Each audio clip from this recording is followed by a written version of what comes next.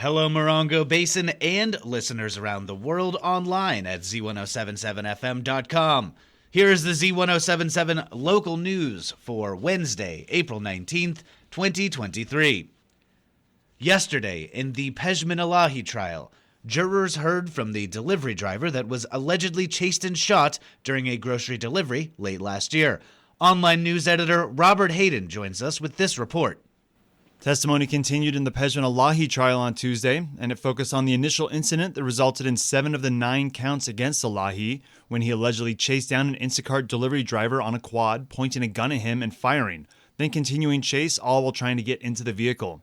Prosecuting attorney Heather Razouk called the Instacart driver who was allegedly chased by Elahi on September 25th of last year. Pejman Elahi listened intently without much reaction as the driver described the early morning incident. On the morning of September 25th, on a seemingly routine grocery delivery, Elahi was described as following the victim on a white Suzuki quad as the driver was looking for the delivery address on the edge of 29 Palms in an unincorporated area commonly known as Wonder Valley.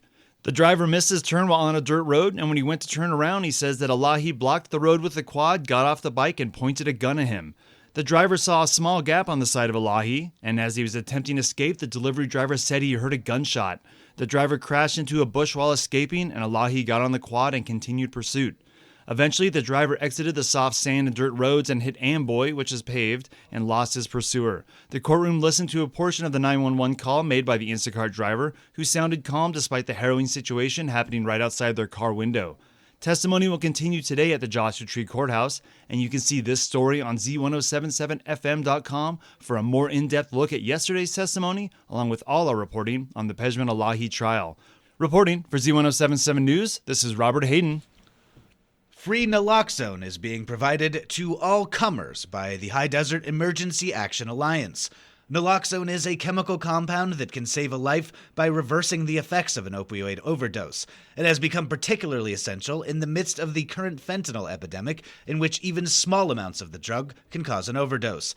The High Desert Emergency Action Alliance is providing free naloxone in the form of Narcan nasal spray to anyone who asks for it and is not requiring any personal information, insurance, or identification. They will also be providing educational materials and naloxone training to those who request it. To acquire free naloxone, you can visit the High Desert Emergency Action Alliance's Yucca Valley headquarters, located at 57353 29 Palms Highway, Suite B, in Yucca Valley, or call 760-853-0220. The town of Yucca Valley held a workshop to introduce and discuss the planned Old Town Parking Improvement Project outreach. Approximately 25 people attended the meeting at the community center and offered well-thought-out and constructive suggestions. Reporter Hillary Sloan was at the workshop and brings us this recap. At the workshop, an RHA Inc. representative presented 2 boards depicting phases of the Old Town Parking Project that will be completed over time. The first phase will include a designated parking area, seat wall, bus stop, monument sign, public art, picnic shelter, restrooms, trash enclosure, and AV charging center. The second phase will include all the above and playground, a plaza with movable tables and umbrellas, a shade sail, an accent fountain, a raised performance space, and low water use landscaping. Yucca Valley proposes to fund the $5 million project through a Clean California grant they are currently applying for. Some community concerns were safety from traffic, graffiti and crime, traffic movement in and out of parking areas, cleaning and maintaining the restrooms, and nighttime public security. Public input is essential for this phase of the project. For more information, see this story at Z107.7fm.com. Reporting for Z107.7, this is Hillary Sloan. Immediately after that workshop, the Yucca Valley Town Council held their regularly scheduled meeting, during which they reviewed the town's position on the Western Joshua Tree Conservation Act legislation and received reports on other town business. Reporter Hillary Sloan rejoins us with a recap of last night's meeting.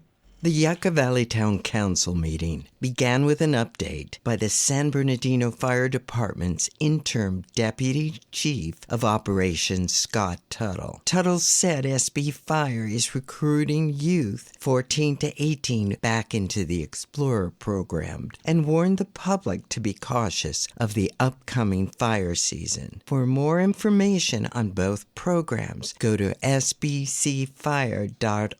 Next, the council approved the annual street and drainage and landscape and lighting maintenance district's yearly assessment reports. Also last night, staff confirmed the decision to take the Fish and Wildlife Commission's position on the western Joshua tree and oppose listing the tree because the science doesn't work. The town also opposes the current legislation because of language that impacts property owners and development costs, restricts resident use of their property, and takes away local control. For more information, see this story at Z107.7fm.com. For Z107.7, this is reporter Hillary Sloan.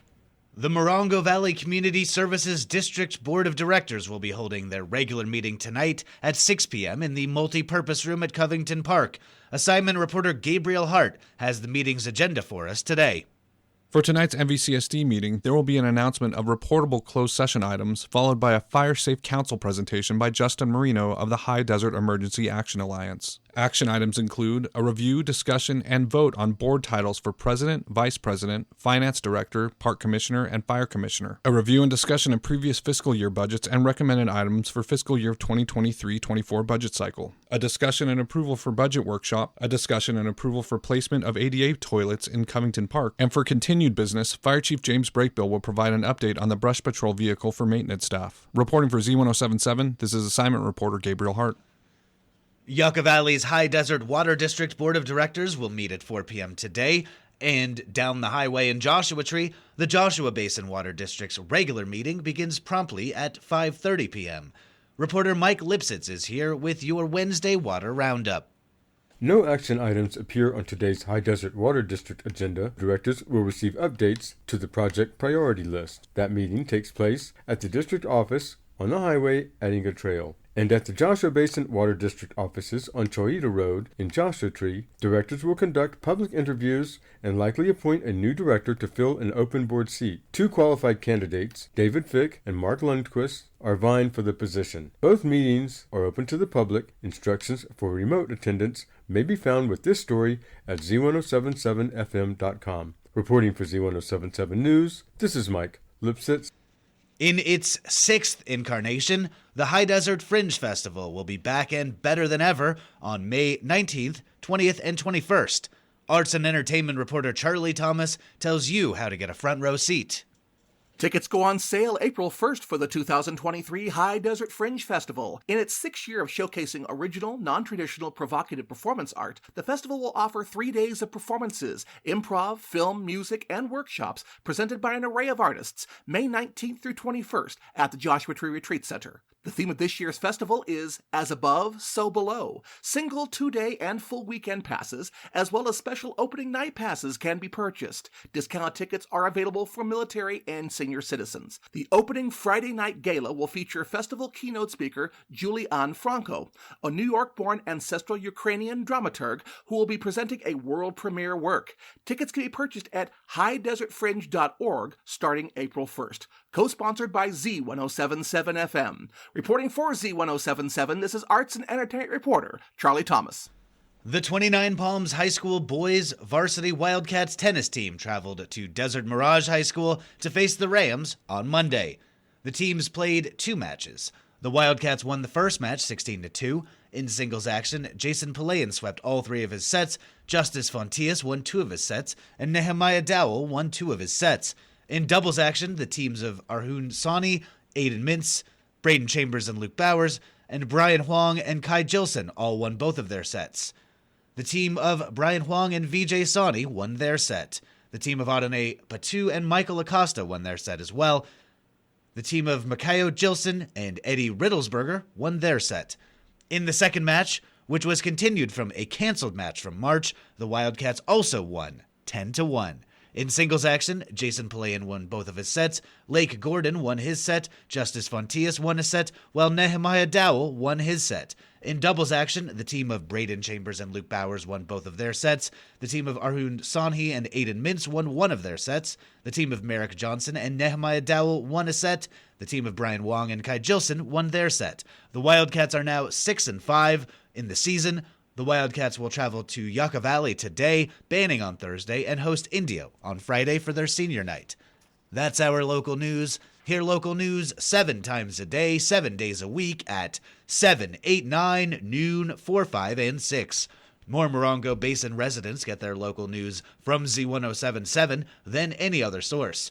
Reporting for the Morongo Basin News Leader, the award-winning Z107.7 Local News, I'm Jeff Harmatz.